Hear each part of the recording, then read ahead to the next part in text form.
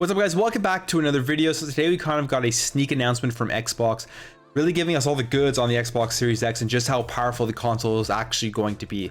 So over the last few months since it's been announced, there's been a lot of debate of how many teraflops of power this thing will be, and a lot of this stems from leaks that have said it's going to be under 12 teraflops. But we finally got word today officially from Microsoft that the Xbox Series X is going to actually be 12 teraflops, and it's going to be extremely powerful console. Just from everything that it sounds, from what they've said and what we know right now, this thing is going to be an absolute beast. So they went over a lot of stuff in this article. To me personally, the 12 teraflops of power isn't the most exciting thing. They talked about a lot of cool, interesting things in here, but the 12 teraflops is what a lot of people focus on because it really kind of gives us a real world understanding of how powerful this thing can be. And if you're like me, you may not have fully understood what teraflops were, because everyone always throws the word around, teraflops this, teraflops that, but what does it actually mean? It really is just a buzzword for people to compare stuff. I've been doing some reading, doing some research and everything just to get a good understanding.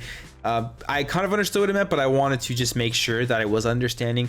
And basically what a teraflop is it calculates the trillion floating point operations per second. So saying that the Xbox is 12 teraflops means that the console is capable of performing 12 trillion floating point calculations each second. So anytime, every second, it's going to be performing up to 12 trillion floating point calculations, and a floating point number is just basically a number with a decimal. It's not a full integer. Now this article does a really good job of kind of making comparisons. So the 16-inch MacBook Pro has 4 teraflops, and the Mac Pro can reach up to 56 teraflops of power. So it just kind of gives you sort of a good understanding of where the Xbox Series X is going to fit in the spectrum of consumer electronics. Power is going to be a pretty strong thing, especially because it is mainly a gaming console. Now, if you look at like the Mac Pro can reach up to 56 teraflops of power, but you're doing a lot more things than just gaming on the Mac Pro all at the same time, even though gaming usually takes up the most power within a computer. And again, we talk about teraflops, we talk about this buzzword of how powerful the thing is, but does it actually matter? And in short, yes, it does matter. It does kind of represent the power and the speed of the console itself. But unless it's working together with all of the different parts, it could mean nothing, because you have products that have more teraflops than their competitors' products and perform worse because it just doesn't work perfectly with the CPU and everything else and all the other components in the actual device itself. So there's so many things with the Xbox Series X that's going to have to work for it to be as powerful as it can be. And some of the things they talk about here, which I think will help a lot, is this variable rate shading, which basically it's Microsoft's patented VRS, and it allows developers to more efficiently utilize the full power of the Xbox Series X. So rather than having them spend the GPU cycles uniformly for every single pixel on screen, they can prioritize the individual effects on specific game characters and important environmental objects. And I think this will be huge, especially with how detailed these next generation games are going to be, how big they're going to be, and be able to select what to prioritize the GPU to focus on is going to be a big thing for frame rates, for the resolution, and having them stay steady and not have drops and have screen tearing or shuddering and all that kind of stuff. Now again, I think they've confirmed this before, but they go ahead and confirm it again that it will have hardware accelerated DirectX ray tracing, which I think is massive, because if you have experienced ray tracing before, it really does make a massive difference on how good the game looks. Just like the lighting effects that it provides the games is absolutely amazing. My first experience it was with playing Battlefield 5 with ray tracing on, and it just blew me away, the difference between when it was on and when it was off. It does make a massive difference. One of the biggest differences I've seen in a graphical change or a graphical upgrade for a new thing that's come out in a very long time. They also go on to talk about frame rates, and it's going to have 120 FPS support.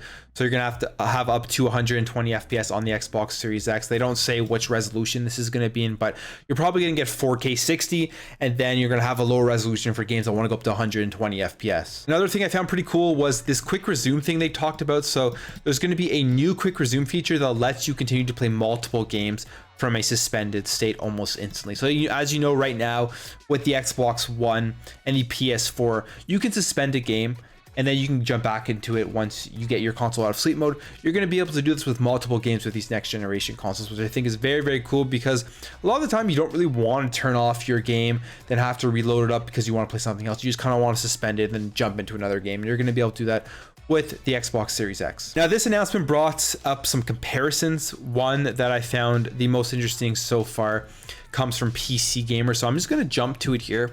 Basically, they're saying on paper, the GPU in the Xbox Series X is faster than a GeForce RTX 2080 Super, which to me is mind-blowing. To me, I find it hard to believe. It doesn't make much sense if you just think about it logically and not think about it as someone who just loves the Xbox and wants this to be true. It just doesn't make sense.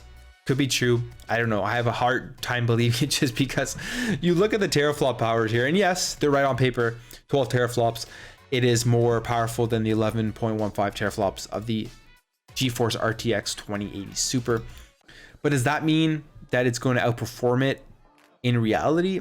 I don't know. It's hard to say, just because, like I said, you have to have all of the different things working together. And when you're building a PC, you can get the 2080 Super, and then you can get a way more powerful CPU than what's going to be in the Xbox Series X, which will allow it to perform better and stuff like that.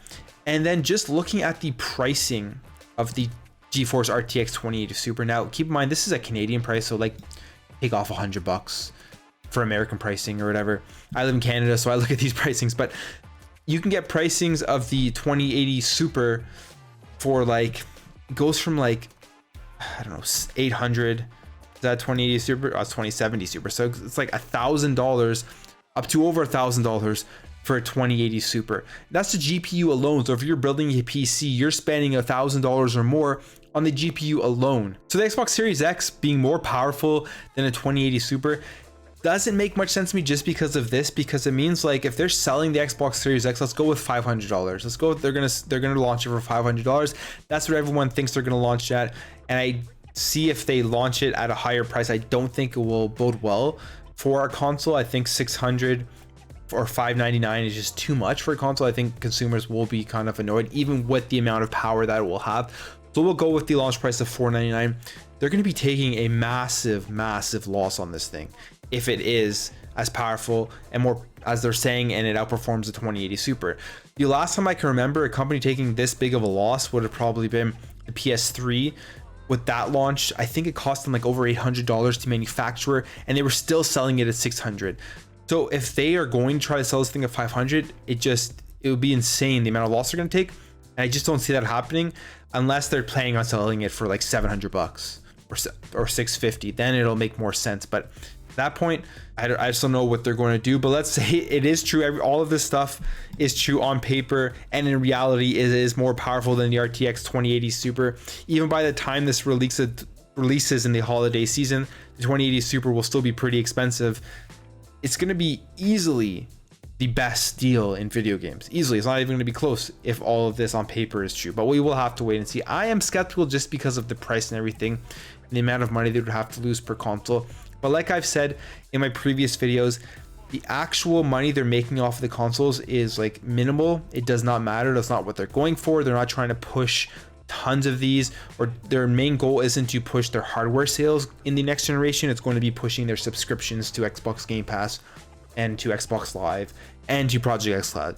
So that's what they're focusing on. So maybe that's why they're going this route, but it just seems like it's going to be too big of a loss to be able to sell this thing for $500. Now I've rambled on here for a bit, but what does all this mean for Xbox and then someone who is picking up the Xbox Series X at launch?